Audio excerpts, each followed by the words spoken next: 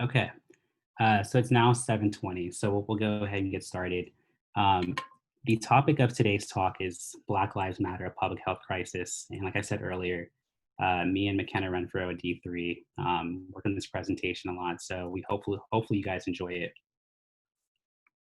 A little bit about myself: I'm a D4 student here at UCLA. I'm the previous student body president for the academic year of 2019-2020. Currently applying to pediatric residencies, and I have a huge passion for public health and public health initiatives, and really serving those that really need the help. That's our low income population. Hi everyone, my name is McKenna Renfro, and like Mark said, I'm a third-year dental student at UCLA. I am also the founder and co-president of the UCLA Students for Inclusion, Diversity, and Equity. To share a little bit about myself, I am a proud Black woman, and I'm very passionate about this topic that we're discussing today. So thank you all for coming. Okay, yeah, thank you, McKenna. I just wanted to add, we did a few housekeeping notes.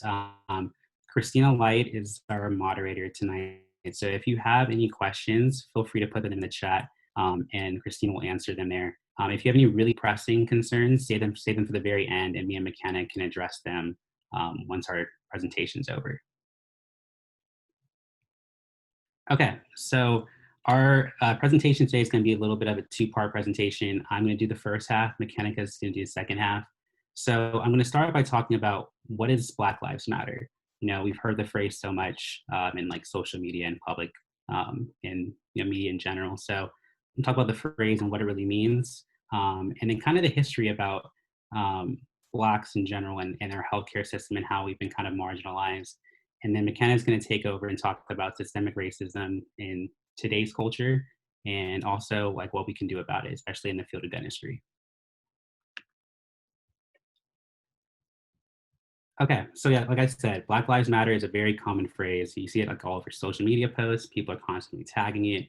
You see it pretty much everywhere. So like, what does this phrase really mean? How did it come about? So the phrase dates back to 2013, when shortly after the unfortunate killing of Trayvon Martin, three Black women, Alicia Garza, Patrice Collers, and Opal Tometi, founded the organization to bring awareness to the disproportionate loss of Black life to police violence and just statewide institution. For those who don't know the story about Trayvon Martin, he unfortunately lost his life at the hands of George Zimmerman. And the story goes that Trayvon Martin went to a local convenience store to buy Skittles and Arizona iced tea. And George Zimmerman was a neighborhood watch guy. And to him, Trayvon Martin, with his hood up and being of darker skin color, appeared as a threat. And Trayvon Martin unfortunately lost his life. And George Zimmerman was actually acquitted of these charges, which of course infuriated, majority of the public. But George Zimmerman became kind of a pseudo celebrity in some ways. Some people would, ask him for his autographs or invite him to conferences to speak. And he became this kind of figure for people who believe what he did was right. And so that kind of heightens, how much Black Lives Matter is really needed. Because if a person who can murder a Black guy can become a celebrity, it just kind of shows you how much this is ingrained into our culture. So as a whole, Black Lives Matter just kind of brings to awareness, about police brutality, statewide institution, and just all the factors that, allow for these events to happen. And of course, we've heard more about recent killings of Black men, including the recent George Floyd, which has kind of made this topic even bigger, and has kind of touched everyone and kind of made this conversation we're having today possible. So many of you are wondering, well, how does Black Lives Matter apply to healthcare? And the truth is there are a lot of parallels. You know, as we see on this chart, I'm sorry, let me back up. Healthcare is obviously very expensive in our country, especially if you don't have insurance. Simple visits to the dentist to get a filling, or going to the doctor for a checkup if you don't have insurance, can cost you hundreds of dollars. And for people, who are poor, this is a huge inconvenience, and they don't have it. So I have this chart here to kind of illustrate that. It shows the disparity between the average white household and average black household as far as wealth. And as you can see, over time, the gap has gotten even bigger. You figure that, we're becoming more progressive as a country, we're becoming more inclusive. You figure the gap of wealth would be closing, but instead it's widening. And for those that don't know, wealth is the definition of it is not just income, but all the assets you have. So it's your wealth, the house you have, cars, money in the bank. It's totaling what you have. And we can just see that on average, white households have roughly 10 times the amount as blacks.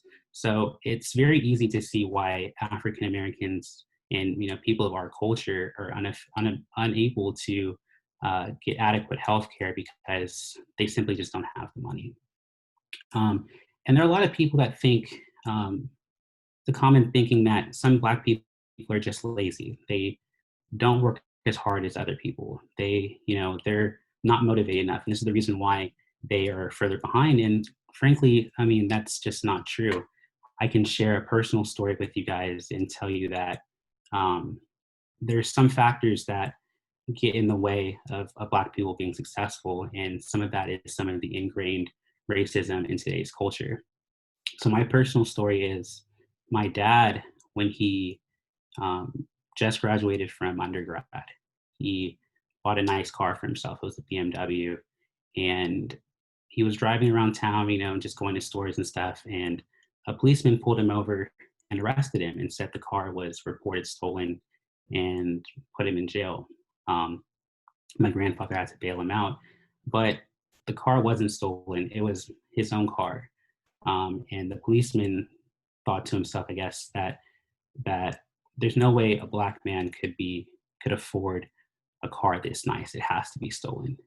And if my grandfather didn't have the money to bail my dad out of jail, my dad wouldn't have gone on to be a nurse. And frankly, I probably wouldn't be talking to you guys today. So that's just one personal example of some of the ingrained racism that prevents blacks from having the same level of wealth as others. And I'm sure many people have similar stories.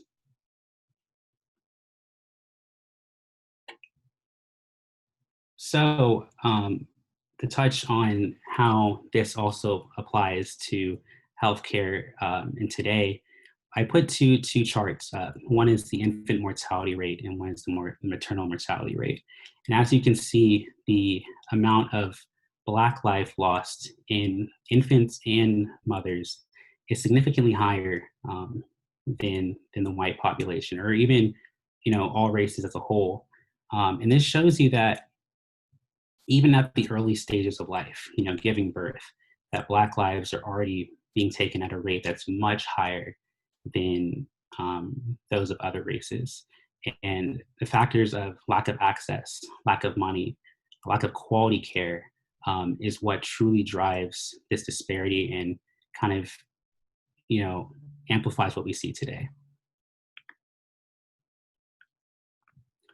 And I just want to touch about, how Black people are also affected in diseases that are preventable. So in hypertension, for instance, which is largely preventable, we see that Blacks, 42.4% of them are affected by hypertension. And this is compared to 29% of white men and women. And it does another fact is that a study in 2009 showed that Blacks with hypertension had a 50% chance, 50% higher rate of death compared to the white population. And it's just another example of how much disparity there is in our healthcare field between the races. So my next part of the presentation is kind of how do we get here?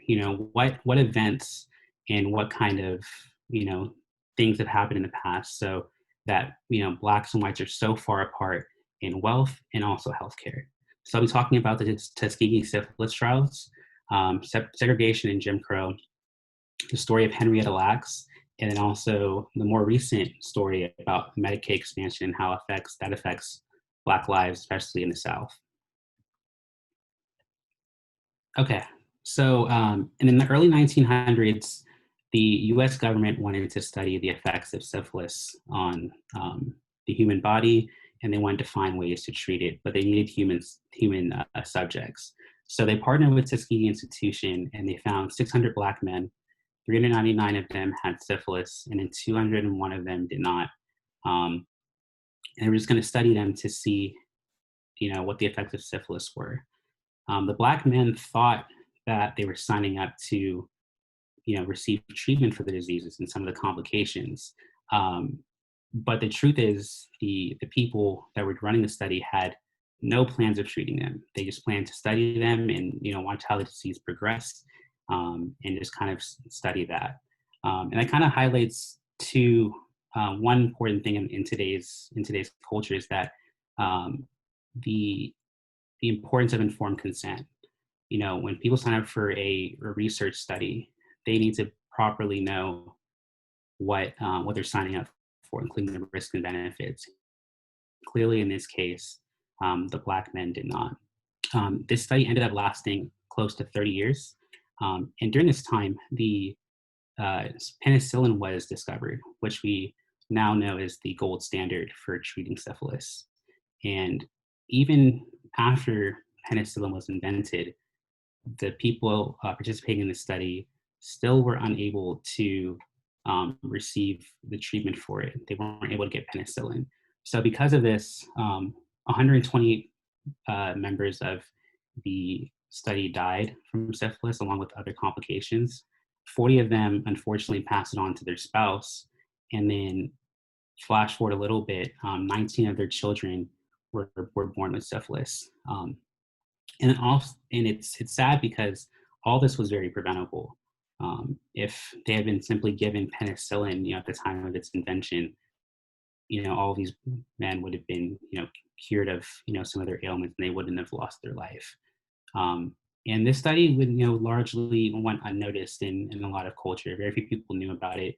And it wasn't until 1997 that a US president even actually acknowledged it. Bill Clinton acknowledged that this was such a tragedy and that it should not happen again. So another example of how Blacks are affected in healthcare is segregation and Jim Crow in the South. So at the end of the Civil War, people in the South were very upset with the outcome, and especially because the Black people were kind of the engine for the economy in the South. They were the people responsible for picking the crops, to packing things, and without them, the economy would plummet. And so, in retaliation, the government in the South put in segregation in Jim Crow laws, which made things called separate but equal institutions. And as we now know today, these institutions were not even close to being equal. The white institutions were, much better than the Blacks. And to give you an example of how these rules affected healthcare, if a Black person went to a hospital to get treated for a disease and a white person was there before him, they would treat all of the white patients before they would treat the Black patient, regardless of the severity. They would, even if a white person came in with a small cut and the Black person came in with a heart attack, they would still treat the white person first because they deemed them to be more worthy of the care. Another example is in 1915, Alabama institution put into effect a law that would not allow white nurses to treat Black males. And at the time, there weren't any Black doctors or Black nurses. So if the white nurses weren't going to take care of Black guys, then they weren't going to get care at all. And lastly, the government also placed a lot of the hospitals that were Black only that you could visit in very urban areas, even though most of the Blacks lived in rural areas. And at this time, many Blacks did not have cars. They didn't have public transportation. And so if they had the need to go to a hospital that was suited for them and could take care of them, they would have to drive hundreds of miles. So it's just another example of how the government has placed, I guess, rules and laws in place that have made it very hard for Blacks to get adequate care. And many people think that these issues happened a long time ago, and it's simply not true. My dad actually grew up in segregated Louisiana, and he had to experience some of these lesser institutions. My dad's just 57 years old. My grandfather did as well, and so for the people that say this happened a long time ago, it's affected my dad's life and my grandfather's life, who are both still living today. So lastly, not lastly, I have one more story after this, but I want to talk about Henrietta Lacks. And many of you know her because of the HeLa cells, which a lot of us have used in, research labs and, some of our maybe cell bio labs in undergrad. And the story of her life goes that she had uncontrolled bleeding that she couldn't really find a cause for. So she traveled hundreds of miles to go to Johns Hopkins Institution. And at the time, this was the only institution that was taking care of Black people. And they found that the cause of her uncontrolled bleeding was actually adenocarcinoma of the cervix. And during one of the procedures she was having done, they biopsied a piece of her cervix and brought it to the lab to study. And this was not known to Henrietta at all. She was unconscious during the time, and so she did not sign informed consent for this. And they later realized that the cells from her cancer were immortal. They would replicate, just forever, and they could study cancer this way. And through this discovery, they have been able to find, vaccines, cures for cancer, medications, and they've raised a lot of money in HeLa cells and their use in today's economy. And just to give you an idea of how much HeLa cells cost, one vial of them can cost up to $10,000. And unfortunately, Henrietta and her family haven't seen they've seen very little, if not any, of the money that is been raised from the sale of her cells. And I think one website I saw said that the total amount of money that HeLa cells has generated throughout the years is like billions of dollars.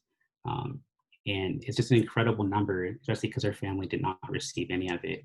And just to highlight, how unfortunate it is, they interviewed her son recently, and he said that he has $100,000 in debt from medical expenses he's had due to surgeries and different cardiac issues. And it's kind of ironic that HeLa cells have generated all this money, yet the son of the person who led to the discovery is sitting $100,000 in debt for medical expenses. And it just kind of highlights more the wide range of disparities today in U.S. healthcare. So the last thing I wanted to talk about is something more recent. So in 2009, Barack Obama put into place the Affordable Care Act, which gave a lot of people healthcare for the very first time and made it much more accessible. But of course, a lot of people, didn't think it was appropriate.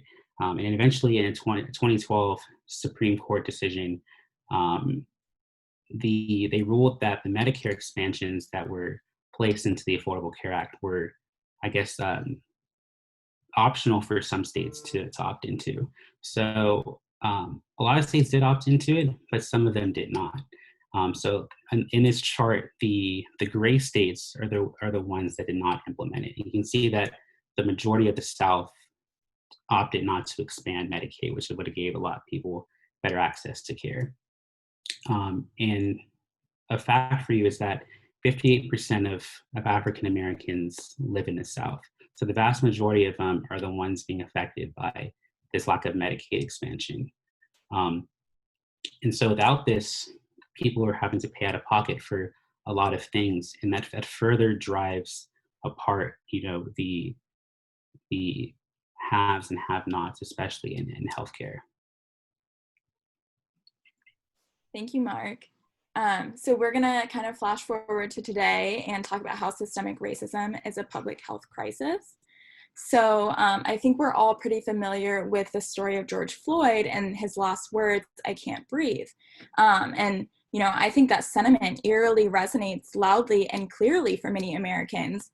I think for many, it served as a wake-up call to the number of injustices that the Black community still faces today, one of which is police violence. But for most Black Americans, it served as another reminder that their lives simply do not matter to America's majority.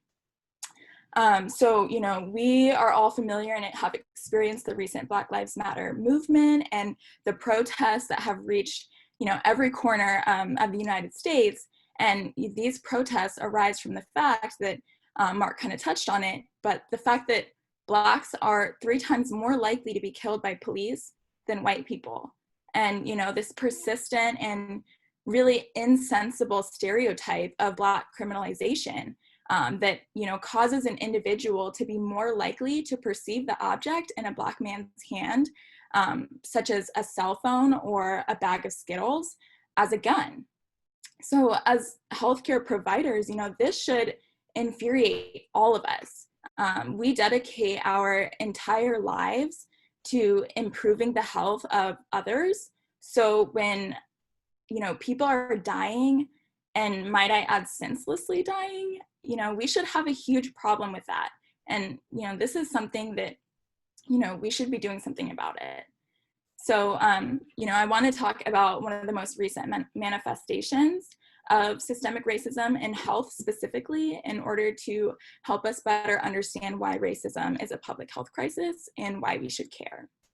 So, aside from the pandemic of police violence, we are simultaneously experiencing the current coronavirus pandemic, in which Black Americans are again disproportionately affected.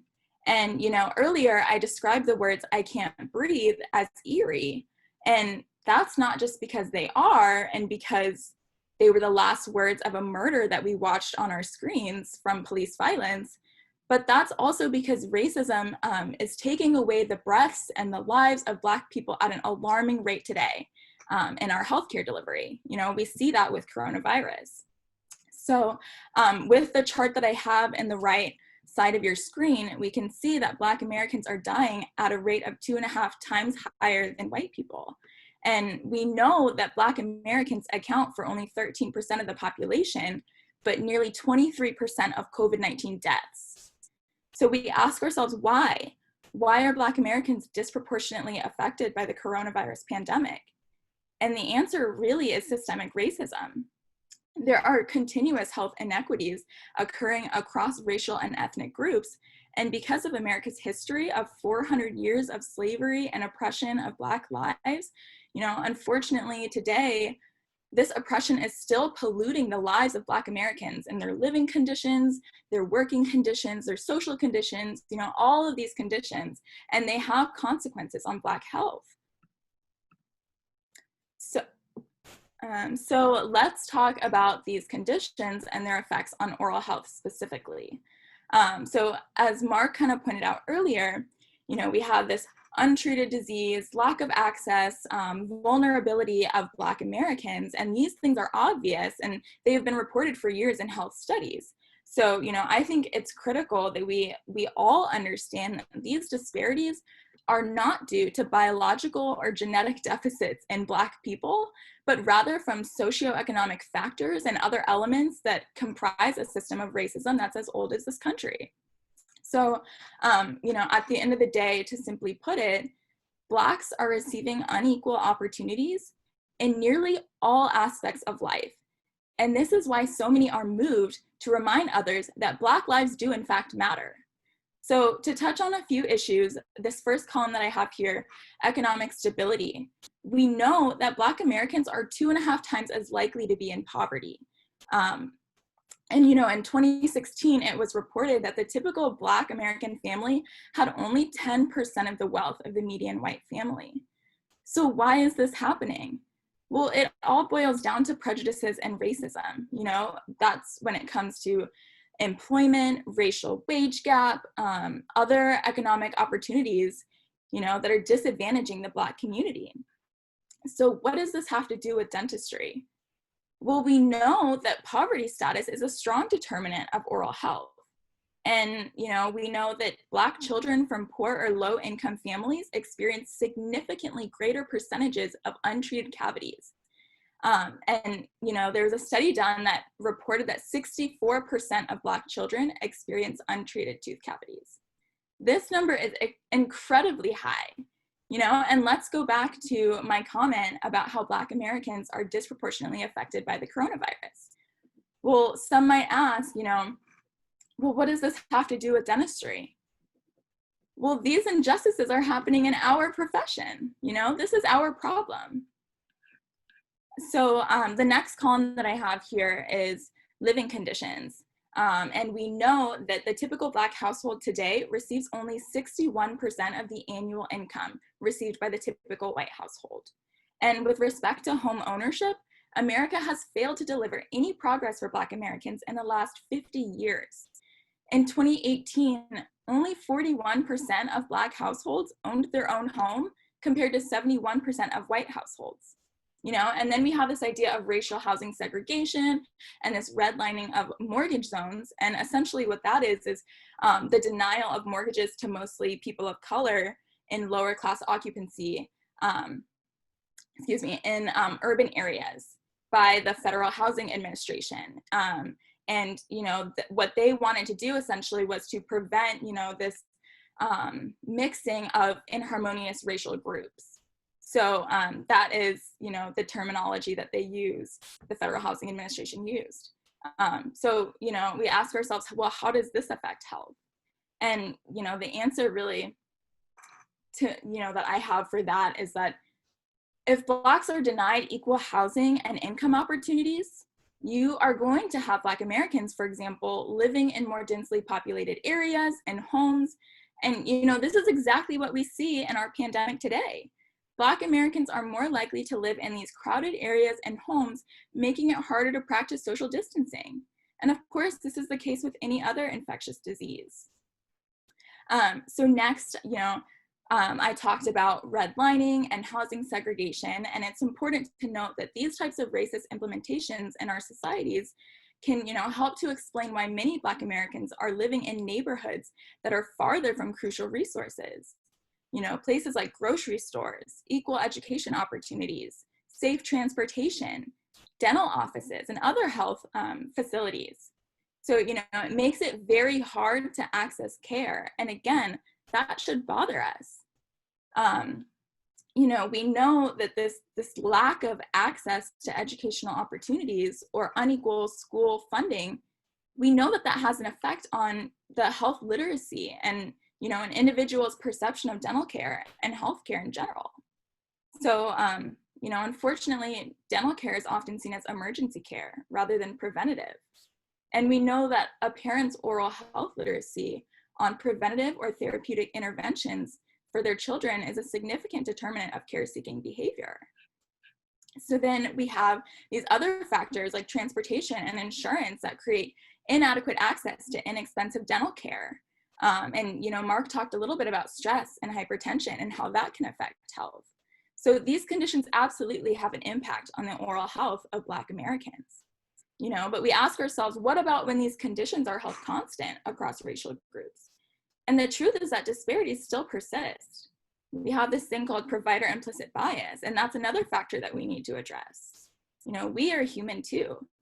Healthcare providers are humans, and we possess conscious and unconscious biases. And this can lead to misdiagnosis, inadequate treatment, culturally insensitive treatment, all of these things. And this is something we need to be aware of as health professionals. So what does this tell all of us? I think that this tells us that racism is deeply embedded in all aspects of our society. And, you know, we must tackle it as such. So I kind of wanted to go over what implicit and explicit biases are. So essentially, you know, all of us receive information and experiences that are completely separate and independent from one another. And these unique experiences shape the way that we view the world and the way that we view others, whether we like it or not. And, you know, these can be both conscious, which would be explicit bias, or unconscious, which would be implicit bias. So this on the slide that you have in front of you is a piece of artwork from an illustrator named Juliana Brion. And I think it's a pretty cool visualization tool to kind of help us understand how our experiences and the people that we interact with shape the way that we think. So if you can imagine that the man on the right of your screen with the black pants is an experience that you've had. So let's do an example. Imagine that you have grown up in a neighborhood where you knew of a relatively affluent school, and this school had great resources and opportunities and had a predominantly white student body. And on the other side of town, you knew of a school that received lower funding, lower income, and had a predominant, you know, a large population of minority students. So, you know, let this experience that you've had be the man on your right. Now, this little experience that you've had is starting to twist and turn and change the way that you view minority populations, right? Because now this experience that you've had has unconsciously associated minority populations with lower education and a lower quality of life. So now let's flash forward, and you are now a dental professional, and a black patient comes to your office complaining of, let's say, associated symptoms of irreversible pulpitis. And, you know, because your experience has already changed the pathway of thought processing in your head, you have unconsciously projected this idea that this black patient in front of you must have a lower education and a lower quality of life because he is a minority. So now you go ahead and you recommend the extraction of this black patient's tooth because that's the standard for minority patients in your experience, right? Now you've completely overlooked the possibility of performing a root canal treatment and saving this man's tooth. And I know many of you are probably thinking, okay, but I would never, you know, of course not, that's not the standard of care. But the thing is that studies show that you probably will, and you probably already have made unconscious racist beliefs about someone else. There was a study done in 2018 on how unconscious racial bias can affect dentists' clinical decisions on tooth restorability. And in that study, they concluded that the dentist's decision-making was affected by the race of the patient. And what this resulted in was a greater likelihood of extractions for Black patients with a broken down tooth and symptoms of irreversible pulpitis, the exact same scenario that I just described to you. So now you can imagine that the dangers that this type of thinking can have when diagnosing oral cancers, chronic pain and TMJ disorders, major infections, or any other extremely serious case. So what are the facts? What is happening in dentistry? Untreated tooth disease, as we can see from this chart, was found to be nearly twice as high for Black American adults. And we know that, in fact, preventative care like dental sealants are significantly less prevalent in Black American children. And that number is, I think, Black American children, it's 31%, and then compared to white Caucasian children, it's 41%. So we see that there's a problem here from a restorative standpoint. And when we look at the body as a whole, we see that Black Americans are 60% more likely to have been diagnosed with diabetes. And we know that as dental professionals, diabetes is a huge risk factor for periodontal or gum disease. And not only that, but people with uncontrolled diabetes may suffer from dry mouth, poor healing, thrush, burning mouth, etc. So again, racism is a public health issue, and it is an issue affecting our profession. Now, let's look at HIV cases. And So the data shows that although African Americans represent 13% of the US population, they again account for 44% of HIV infection cases. That's almost half. And we know that HIV affects oral health because HIV infection makes someone immunodeficient. It makes them at a higher risk for other infections, including periodontal disease or leukoplakia or other oral health problems. So these are only a few of the systemic examples, but you can see how these health disparities are a cry for help for health professionals. So what does this mean for dentistry? Well, I think firstly, this means that we must be civically engaged.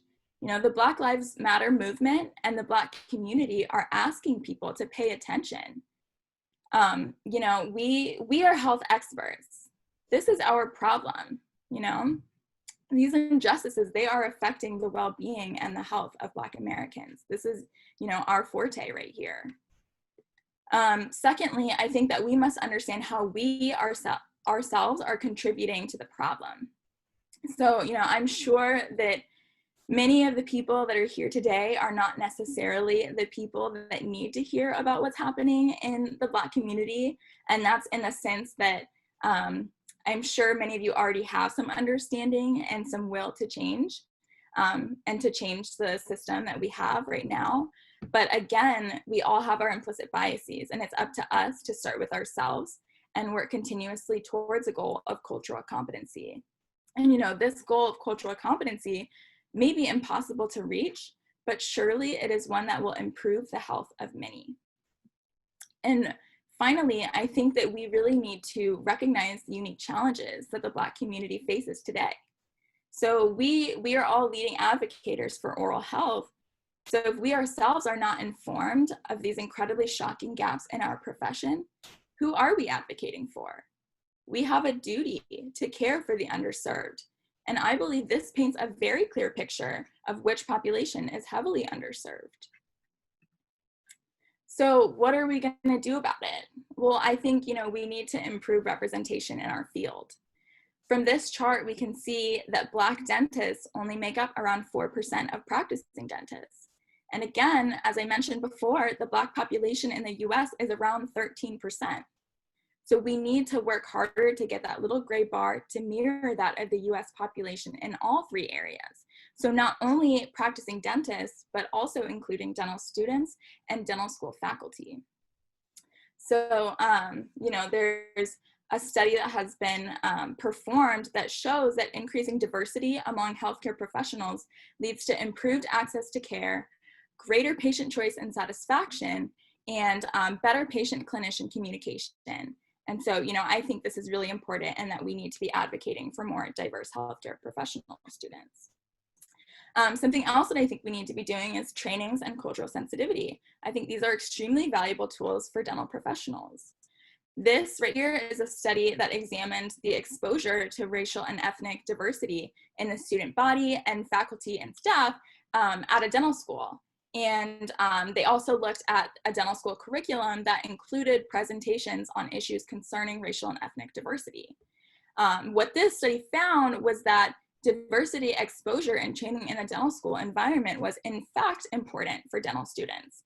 And you know, ultimately it made students more confident in their ability to serve diverse populations. So we absolutely need to be advocating for culturally competent trainings. And you know, this needs to not only happen in the dental schools, but also for the dental professionals that are practicing today. So on the previous slide, you saw that Black dentists are only making up 3% of the profession right now.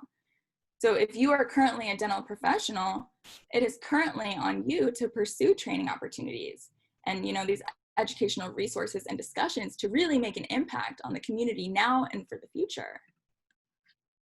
So I think, you know, from this presentation, it's clear that racism is such a convoluted and multifaceted, deeply embedded problem in our society.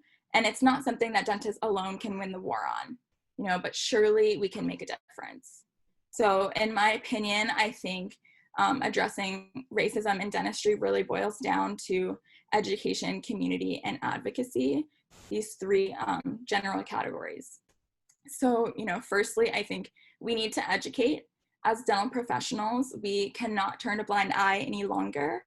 I think so many of us might be guilty of thinking, oh, well, public health is a specialty or a master's program, so it's not my job. And if that's the way of thinking, what does that say about dentistry? Secondly, community. I think we need to go out and do some community outreach. And, that outreach is not only to provide dental care for the underserved, but also to encourage younger Black students that they too can be a dentist. And finally, we need to advocate. We need to continue to fight for grants, outreach programs, federal programs, dental benefits under Medicaid for adults, community prevention programs, and so many other strategies to show that, dentists do believe that Black lives matter. So with that, I will leave you with these 3 goals to set forth and work towards. And we can do that, in any environment that you're in, whatever setting you are. If you are a current dental professional and have a practice that you're in, if you are a dental student, whatever journey of life you're at, I want to think about how you can improve representation, how you can implement diversity training in dental schools and continuing education courses, and how you can advocate. So this last slide that I have is a quote from Between the World and Me, a book by Mr. Coates. And it reads that racism is a visceral experience. It dislodges brains, it blocks airways, it rips muscles, extracts organs, cracks bones, and it breaks teeth. So I think, it's no secret that racism adversely affects the health of Black lives. But I would like to end this presentation with a message from the late civil rights icon and Congressman John Lewis. And he said that nothing can stop the power of a committed and determined people to make a difference in our society. So I ask you, current or future dental professionals, how will you make a difference? And so if you have any questions, Mark and I are happy to answer them. We would like to sincerely thank you all for listening to us and allowing us this space to speak.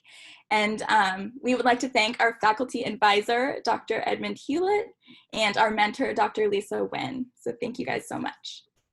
Yes, thank you guys for all listening to our presentation. It means a lot to us. Are there any questions?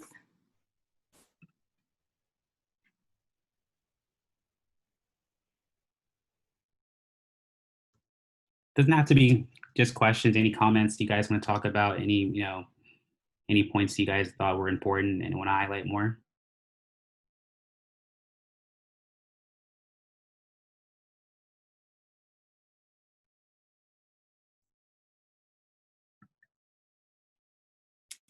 Okay, well, if there are no questions, then thank you so much for coming. Oh, okay, I think we have one question. This is Ellie talking from Joe's computer. And great job, guys. Thank you for doing this. So I know like Mark has, and like other of our classmates have had instances in clinic where we encounter patients who say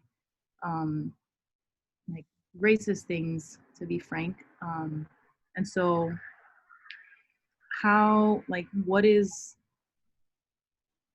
I don't really know how to phrase it. Like, what's an appropriate way to address those patients, and where do we draw the line? Yeah, I mean, that's a tough question. Question I have as well, frankly, because especially at the dental school, and we're a requirement-based system currently, so much of our graduation, our success depends on our patients coming. And so I think Ellie touched on a little bit. I have I guess a current patient that is said, among other things, just very racist, misogynistic things. But he's a denture patient. And so because their arches are hard to come by, I can't tell him really that his thinking and his things that he's saying is inappropriate because I'm fearful that he might leave. I'm fearful that I, won't be able to graduate. And so it puts students in a very precarious situation where, uh, we can't stand up for ourselves and say what we truly want to say because the patient holds a lot of power.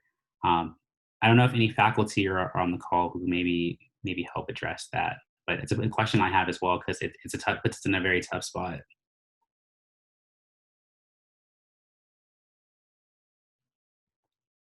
I think, Dr. Hill, you're still muted. Hold on. Try again.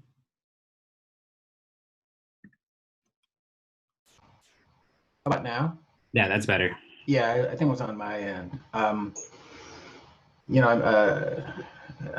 hesitant to jump in. It seems like I'm talking way too much on these things, and it's really wonderful to see you students put this together and start having these brave conversations, these courageous conversations around these very, very important issues. Mark, wow, man, you described a heck of a quandary there. I hope everybody, I just sitting here just letting that sink in. That, feeling the need to, I guess, tolerate, for lack of a better word, these comments when, there's something inside of you saying, I would really like to bring this to the patient's attention, but you can't afford to lose them. I mean, I'm sure there are parallels in business, including but not limited to private practice, where the dentist may have experienced that kind of thing. In fact, I'd be willing to hear. I know we have a bunch of dentists, faculty, some alumni on the call, and I'd be interested to hear from that. But I really hope somebody would speak. But I will say that what I can tell you is that when you do have those situations, each of them are different. There's different context. I'm not saying that it's okay, but it's helpful. It would be helpful to bring that to the attention of GPD. Certainly, I would be very interested in hearing about any instances of that, as with Dr. Margolis. And it may be an opportunity just to have just a very non-charged kind of conversation with an individual. We can decide if that would be a good idea. I would actually default to a student if they think, if they are afraid of losing a patient. But it's also important to remember that the school does not, if a student is feeling uncomfortable and, a patient is being disrespectful in any number of ways, including but not limited to what they perceive to be racist or misogynistic comments that make you uncomfortable, we need to know about that because that's not something that the school tolerates. So yeah, it's a layered issue, to say the least. And I know, we have GPDs on the call, we have practicing dentists on the call.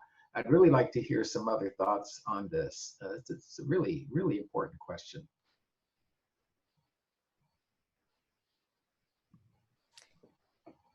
Hi, I have a few comments about this. I've had a couple of experiences over the years with patients who have been racist toward a student. And one of the situations that I'm thinking of, it was actually in the patient assessment clinic. And I actually sat down with the patient and explained to this person that that it's not acceptable, and that basically I essentially said, if you want to stay here, you're going to have to see the student, and made it okay because I was going to do the exam afterwards and kind of say, I'm making sure that for every student who's seeing a patient here, that I'm going to check it and make sure that everything's done correctly. And so that kind of calmed her down some, but I made it very clear that behavior was not going to be appropriate in our clinic. And I think sometimes in the moment, those are difficult, and it's a lot of conflict, but we can't be afraid to have that kind of conversation with a patient. And you know, and if they do get up and walk out, so be it, and just document that, because if that's where that's how we need to be. We need to say that it is not acceptable to treat a student that way, assuming the student has not done something that has caused, you know, like as a separate issue. Because I did ask the person, like, to be fair to all people concerned, I asked, did the student say something to you? Did they do something inappropriate? And the answer was no. It was just like, she was just being racist, you know? And like, no, like, well, we're not doing that. Okay. So, but, you know, I'll also say that over the years, I've had more experiences with the exact thing that Mark was talking about with like